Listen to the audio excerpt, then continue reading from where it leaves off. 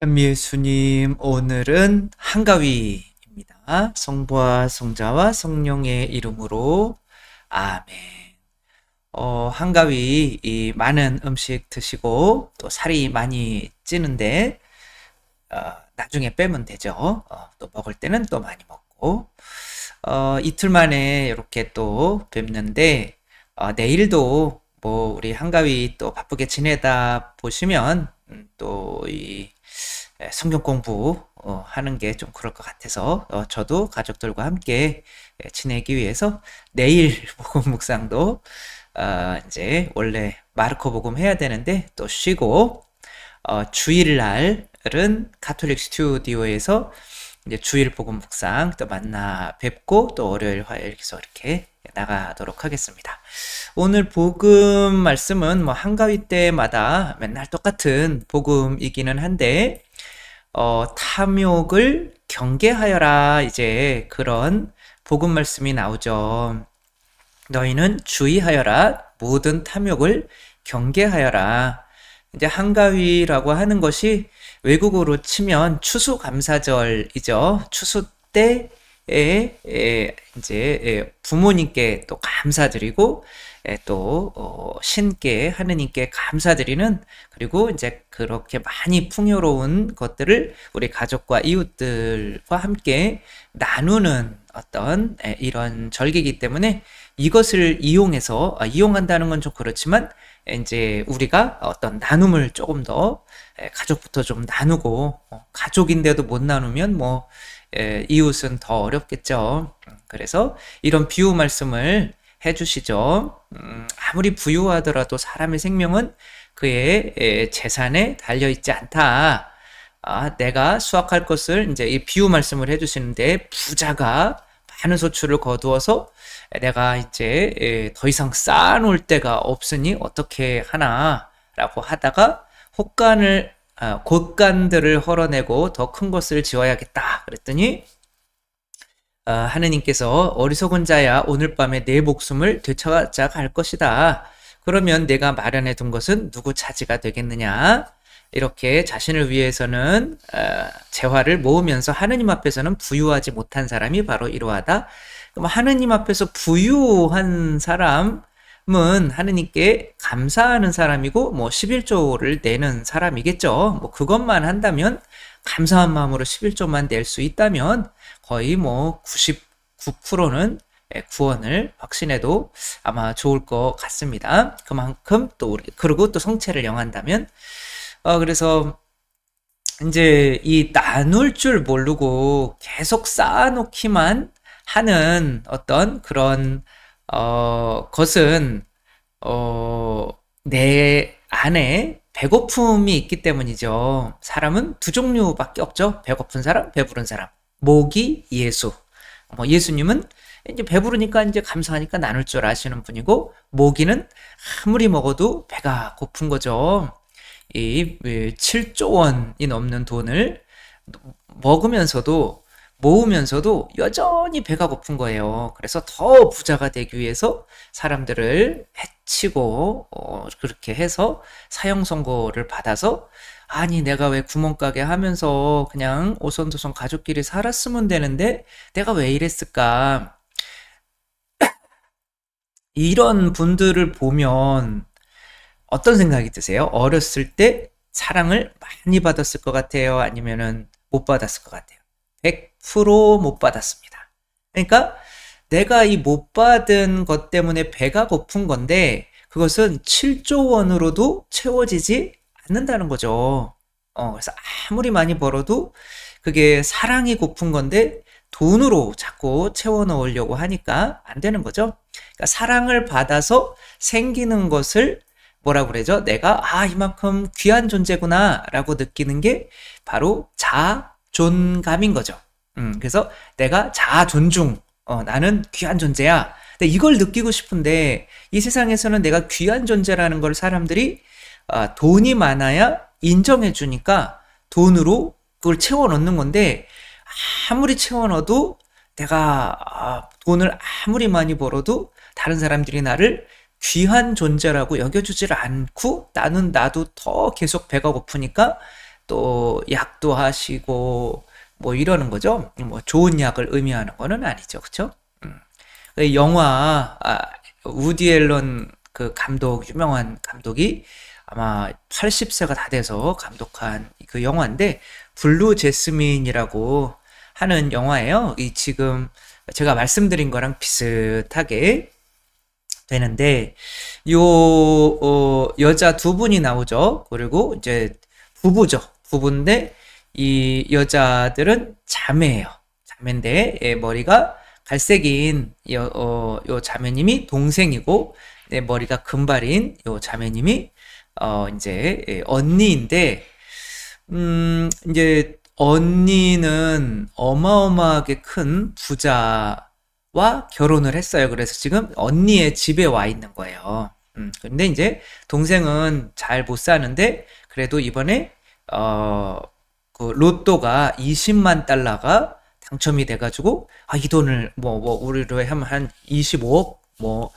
그래도 팔자 핀 거죠. 어떻게 해야 되나, 그래가지고 이제 왔더니, 이분이 이제 그 남편이, 언니의 남편이 이제 이 여자가 제스민이라고 하는 사람이에요. 그러니까 제스민이라고 하는 거는 어떤 향기인 거죠. 향기를 다 품어내면은 꽃이 떨어지잖아요. 그러니까 그런 인생을 영화화한 건데, 근데 이제 이 남자 알렉 볼드윈인가요? 이 사람이 이제 금융업을 하니까, 그리고 막 성공한 사람이니까 뭐 25억 정도는 아무것도 아니죠. 그래서 나한테 맡겨라.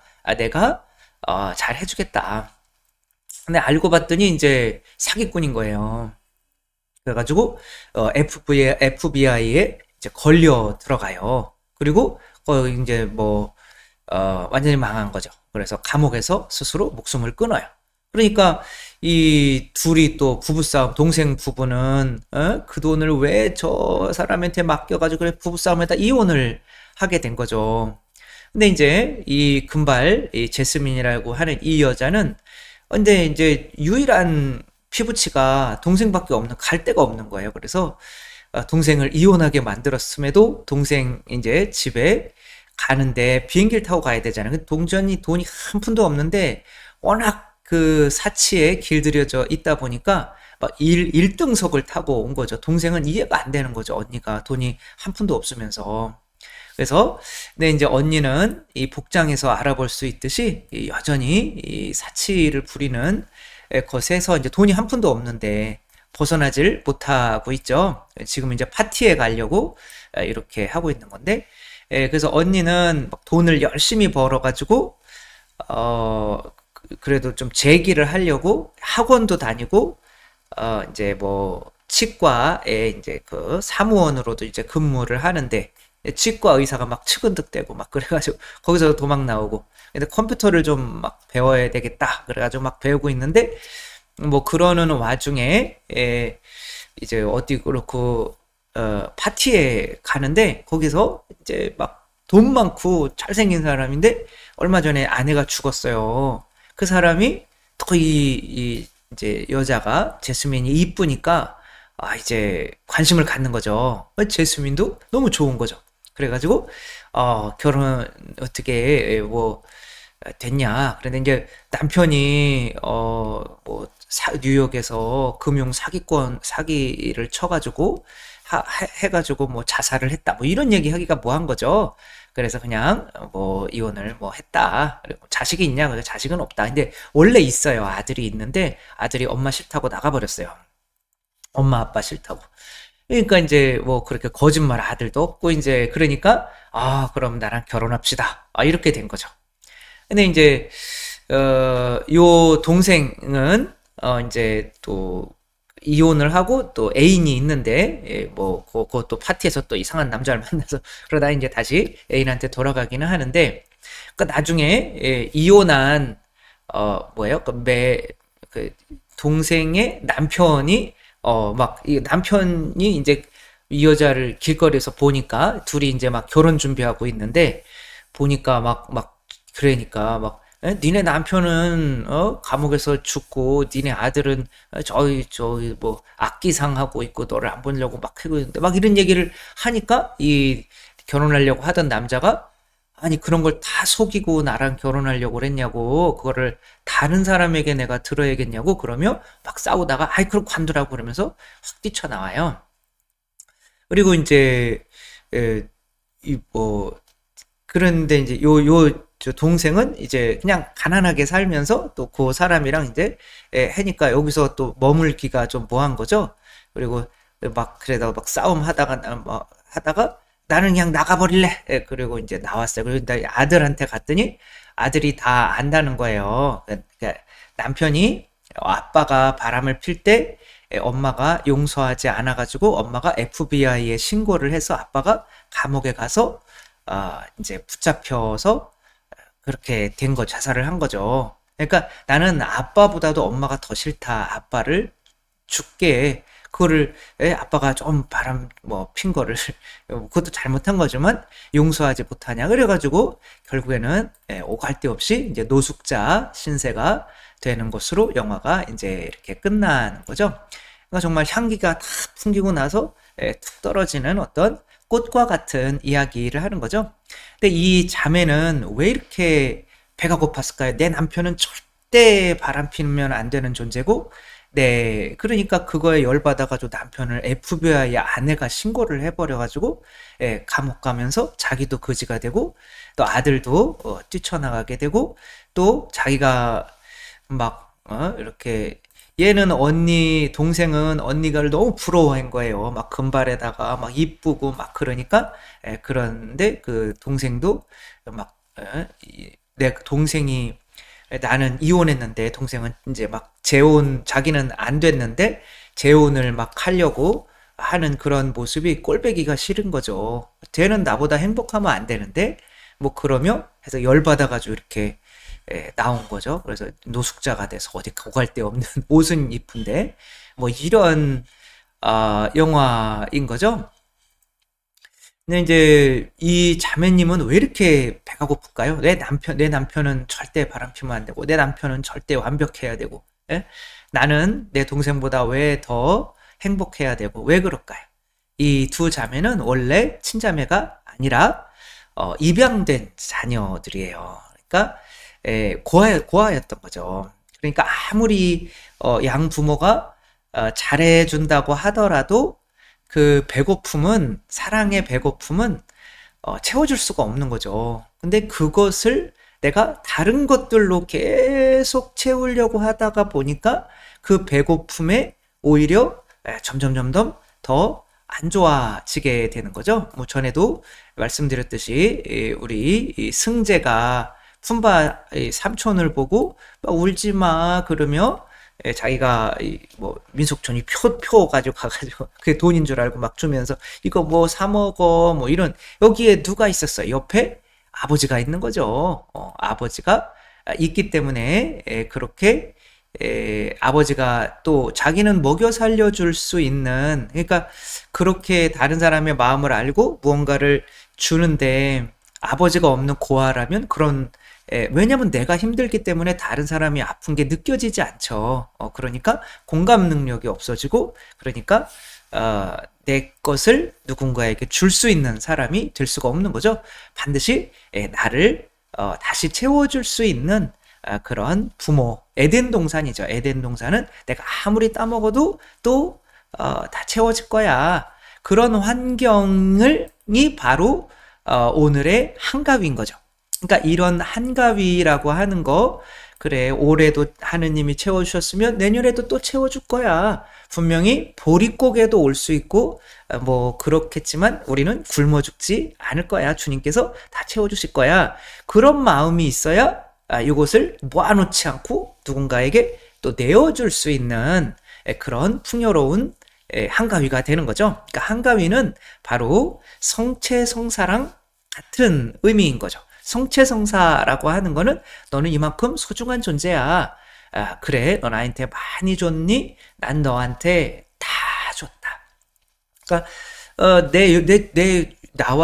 나에게 다 주시는 하느님의 존재가 나와 함께 계심을 이렇게 믿는 게 현실적으로 에덴 동산과 가장 가까운 시간이 되는 것이 바로 한가위인 거죠. 그러니까 이 한가위, 이게 바로 이렇게 하느님께서 언제든 풍요롭게 해주시는구나. 그리고 그만큼 하느님이 내가 뭔데 이만큼 이렇게 풍요롭게 해주지? 나 이렇게 귀한 존재인가? 그게 성체성사랑 똑같은 거죠. 이 한가위 때 성체성사의 의미를 묵상한다면 이 성체성사를 영하면서 당신의 아들의 생명까지도 주는 주님께서 뭐 다 챙겨주시겠지. 예, 그러니까 그때서야 비로소 내가 가득 차서 내어줄 수 있게 되는 거죠. 그래서 부모님한테 사랑을 못 받으면 항상 배고픈 거죠. 그런 배고픈 사람은 내어줄 줄 모르는 사람이 되는 거죠. 모기와 같은 사람이 되는 거죠. 그러나 이제 다 받았다. 나는 그리고 계속 받을 거다라고 하는 마음이 있는 사람은 이제 내어줄 수 있는 존재가 서서히 되기 시작하는 거죠. 우리 아이들 이거 항상 유명한 거죠. 뛰다가 조금 병이 있어서 태어난 아이에게 손을 잡고 같이 꼴등을 해주면서 이 아이들 표정, 꼴등을 해도 집에 가서 매맞지 않는 거죠. 너 뭐가 못났다고 꼴등을 해왔니? 달리기를 너 1등을 해야지. 그런 부모님들이 아닌 거죠. 이 아이들의 부모님은 괜찮아, 꼴등해도 괜찮아. 100% 언제든지. 그러니까 부모님 때문에 그 사랑을 받아서 넉넉한 사람들은 사랑을 베풀 줄 알고 그 관계에서 오는 행복으로 행복하지만 이제 부모님한테 사랑을 못 받은 사람들은 그 피해 의식 때문에 나는 더 사랑받아야 돼 라는 것 때문에 아무리 내 안에 모아들여도 배고파서 나누어 줄 줄 모르는 사람이 되는 거죠. 진짜 한가위라고 하는 이 풍요로운 명절을 만든 우리 조상들의 지혜는 바로 성체를 영하는 우리의 마음과 같은 요것을 누려보라는 거죠. 그러나 내가 가진 것을 조금이라도 주기 싫어서 시어머니 만나기 싫다 그렇게 형제들 만나면 맨날 가서 일만 해야 되는데 그리고 또 이 사람 저 사람 가려면은 선물도 막 준비해야 되는데 돈 많이 드는데 이런 게 아니라 이 한가위 동안 그래 하느님이 이만큼 채워주시는데 풍요로운데 또 채워주실 거야 라는 마음으로 내어줄 수 있는 그리고 그 내어줌에서 오는 관계에서 오는 행복감을 맛보는 또 이렇게 한가위가 되시고 또 그런 느낌으로 성체성사도 이렇게 매일매일 영하면서 산다면 정말 우리 아이들처럼 행복한 우리가 될 수 있을 것입니다. 기쁜 한가위 또 되시고 주일 그 강론은 또 가톨릭 스튜디오에서 함께 뵙도록 하겠습니다. 주님께서 여러분과 함께 전능하신 천주 성부와 성자와 성령께서는 여기 모인 모든 이에게 축복을 내리시어 길이 머물게 하소서. 주님과 함께 가서 복음을 전합시다. 하느님 감사합니다. 성부와 성자와 성령의 이름으로 아멘.